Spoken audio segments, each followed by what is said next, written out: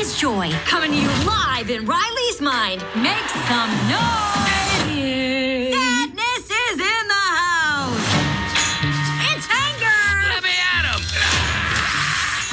We gotta get our mouth guard, people! Fear! No, that's not ours! Disgust. Glad to have her on our team. Our little girl's growing up so fast. Ow. Sorry.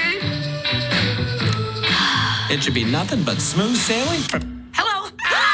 I'm anxiety. Where can I put my stuff? A new emotion. Oh, I'm sorry. We wanted to make such a good first impression.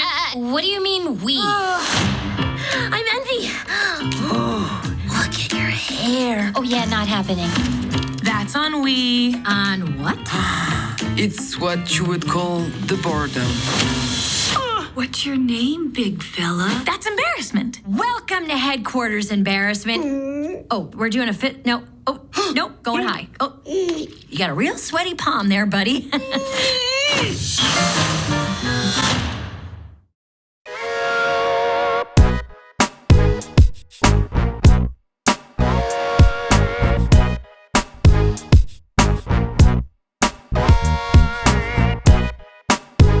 Welcome back to the channel, everyone, where we love talking about movies and more. Today I have a movie review for you for Inside Out 2. Before we get any further in this review, I want to ask you guys to hit that like button, subscribe, and hit the bell icon so you get notified when new videos go live on this channel. When you guys do that, it always helps me out, and I greatly appreciate it. Now, let's talk about the plot. Joy, sadness, anger, fear, and disgust have been running a successful operation by all accounts. However, when anxiety shows up, they aren't sure how to feel.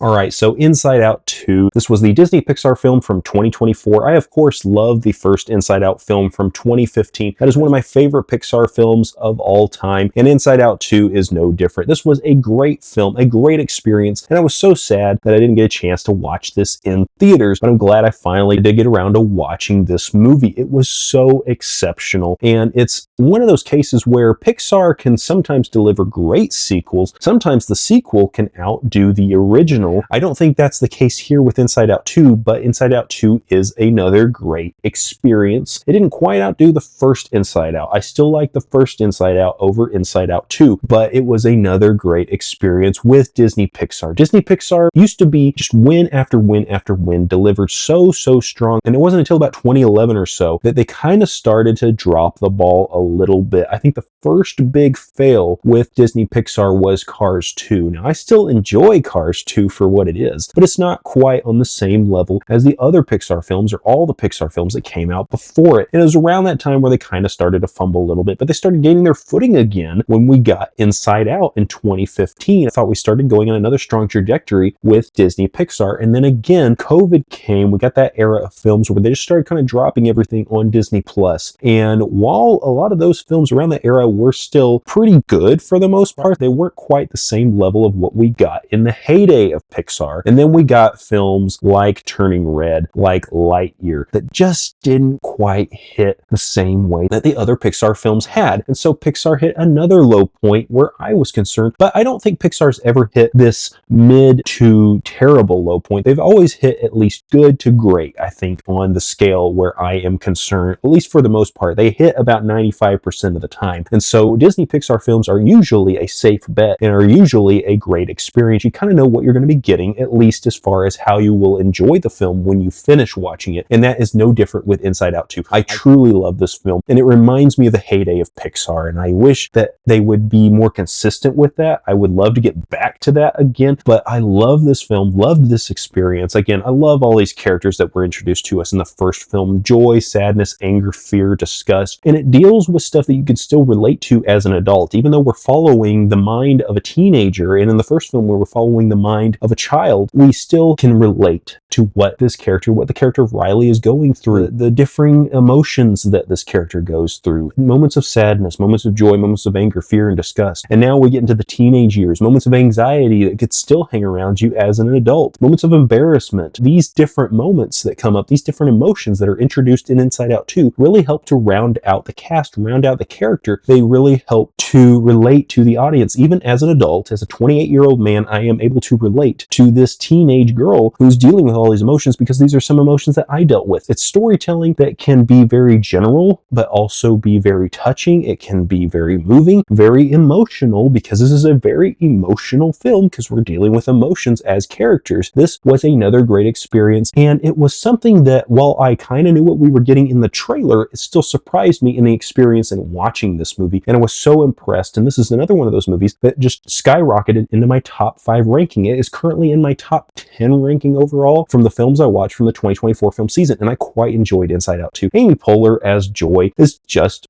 a joy to watch on screen. She is so great as this character. Phyllis Smith as Sadness. Of course, I knew her as Phyllis from The Office, and Amy Poehler was introduced to her as Leslie Knope from Parks and Rec. I love these actresses already from roles I'd seen before, and then they play these characters that I also just fell in love with. Super enjoy these characters. And Lewis Black comes back as Anger. Now, they did replace Bill Hader as Fear and Mindy Kaling as Disgust. They did not come back, but the actors that came in to replace them did an amazing job and did just as great of a job as the other actors did in these roles. So you really don't miss them. I thought that you would feel their absence going into Inside Out 2, but I think they did a good job in replacing those actors. If you didn't know anything about the recasting, you really don't notice it when you're watching this movie. These movies, these Pixar films, I just love it when they can surprise me. I love it when they can entice an emotion, entice something different out of me, something that I wasn't expecting, something I didn't think I was going to be getting out of this movie, something I just found to be grand, spectacular, but it deals with things that's not just a grand, spectacular experience. If you look at it from the perspective of a story that's just following a girl going through high school, a girl going through change, she's going to be moving away from her friends, she's going into a new environment. You know, we've all dealt with that. We've all dealt with going to a new environment. We've all dealt with having to move away from friends, you know, friends leaving, things changing in life. We've dealt with that before. And so there's that relatable experience that you can have with this character that, again, a 28-year-old man, I shouldn't be able to relate to a teenage girl. But when it's dealing with these instances, these aspects and what she's going through, I've dealt with stuff like that before. So I can relate to her on that level. I can relate to this character on that level. And I love that this film is just so relatable. Whenever they pull from these emotions, I felt that. I have had moments of anxiety. I've dealt with that. And then, of course, moments of nostalgia. That was so funny. That's probably some of my favorite moments from this movie is when nostalgia would come in. That was just, it was so hilarious the way that they implemented that character in this film. The sarcasm. I didn't expect that to be as funny as it was, and it really was. This movie just had some very memorable moments, some very relatable moments, and it brought out moments of emotions that I didn't think I was going to experience. And in many ways, it was just as touching as the first Inside Out film. Now, it doesn't have the same director. Pete Docter directed the first Inside Out film, and I think when Pete Docter directs a movie, that's usually the most emotional I will experience from a Pixar film. He just knows how to pull on those heartstrings, how to pull on those emotional moments. And I think that this film does a lot of the same stuff that Inside Out did. Maybe not quite as good in that aspect, but it did some different things that I also really appreciated that the first film didn't get a chance to do. I quite enjoyed this film. I love the direction it went in. It brought in some new and interesting ideas into the film, and I'm looking forward to what we might be getting in Inside Out 3. It's been announced that they're going to be working on another film in this series, and so I'm looking forward to that. I really did enjoy this movie, so that's what I got in the good aspects. Let's go ahead and move on to what was mixed about Inside Out 2.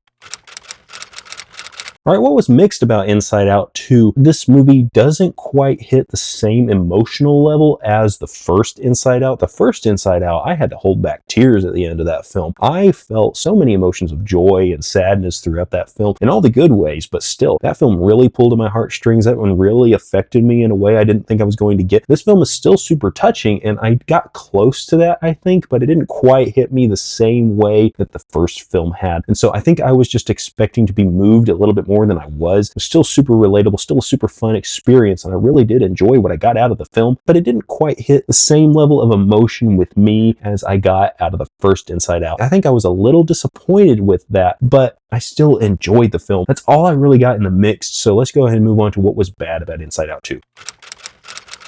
I probably should have just moved past what I thought was bad about Inside Out 2 because I don't really have anything for you in the bad category for Inside Out 2. I did quite enjoy this film, had a few things that were a little mixed with this movie, but at the end of the day, I don't have anything that's super negative about Inside Out 2.